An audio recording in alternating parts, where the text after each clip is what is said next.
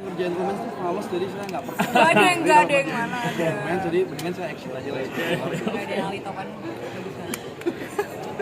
Di deck pertama yang kami buat, kami itu artinya saya bersama tim penulis itu ketika kita mengembangkan ceritanya sampai kemudian kita membuat deck kreatif dan kita pitch ke screenplay pada saat itu sudah ada foto mereka berdua.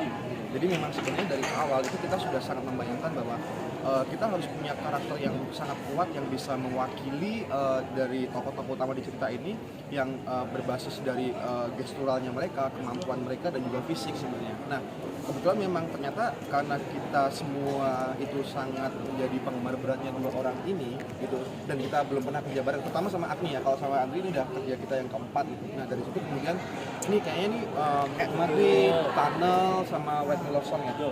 Nah dari situ kemudian kami langsung udah nih kayaknya mau jadi paket komplit yang bisa mengenapi cerita kita gitu. Nah dari situ kemudian kami menawarkan ke screenplay pada saat itu, lalu kemudian ya terjadi tarik ulur yang kemudian kita berjuang, pokoknya kalau nggak mereka berdua nggak. Dan terjadilah. Ya, maksudnya ini bukanlah ini kita bukan bicara soal kemampuan kemampuan actionnya Agni punya kemampuan itu, tapi justru di karakter dia yang sekarang dia tidak punya kemampuan itu. Kalaupun ada kemampuan itu justru ngomongin soal kemampuan street smartnya sebagai orang yang harus bertahan hidup dengan situasi yang terjadi di kota. Jadi bukan kemudian ada action Korea yang terukur yang akan kita bikin di karakter dia nanti gitu. Tapi justru dia akan survive dengan misalnya kemudian terjadi sebuah pertarungan, dia akan bertarung dengan semua benda-benda di sekelilingnya gitu. Jadi memang sifatnya mereka semua orang yang tidak punya skill bela diri, tapi mereka harus berjuang bagaimana caranya secara natural untuk hidup. Aku seneng, tapi aku juga deg-degan yang akhirnya aku bisa kerja sama Mas Tata yang emang pengen banget kerja sama bareng. Bener-bener. Terus juga di sini aku dihadirkan karakter yang beda, itu yang bikin aku kayak penasaran dan pengen nyobain range acting yang lebih lebar. Kalau gue pertama kali tahu series ini pas baca sinopsisnya, terus bener yang bikin Tata namanya Zona Merah, pas gue baca oh my god man, ini total chaos dan kayaknya belum ada gitu typical series genre Indonesia yang akan menjadi nanti kita seperti yang sedang kita kerjakan saat ini.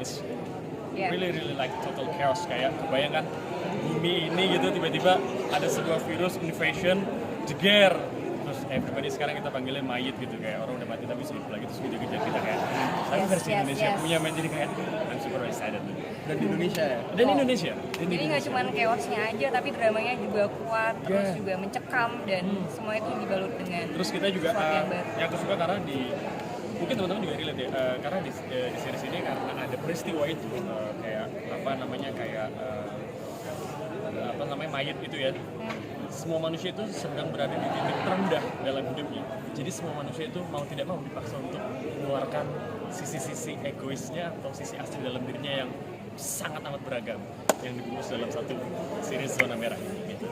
Kita ada di sekitar hampir 5 kota.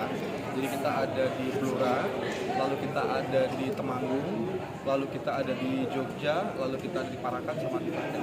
Kita beda karena kebutuhan daerah yang kita punya ini daerah yang sangat berbeda. Karena kita menciptakan sebuah daerah fiktif yaitu namanya Rimbalaya. Dia seperti semacam kota satelit gitu. Jadi memang dan dikelilingi oleh sungai. Artinya ketika orang ingin masuk ke lokasi itu memang harus melewati beberapa jembatan gitu. Nah akses masuk boleh cuma lewat itu. Jadi bagaimana kemudian kita mengembangkan geografis kota itu, vegetasi alam yang seperti apa, kota kecil dengan lingkup yang seperti apa, itu yang kemudian kami ceritakan di sini. Maka ada kebutuhan spesifik, misalnya kemudian kalau ngomongin soal vegetasi alam berarti di Blora gitu.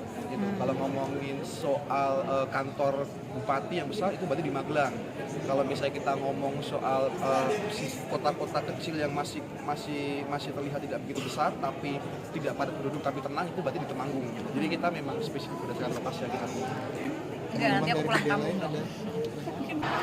Tapi Dari aku gimana caranya membayangkan hal-hal fiktif ini dan dibawa ke dunia nyata.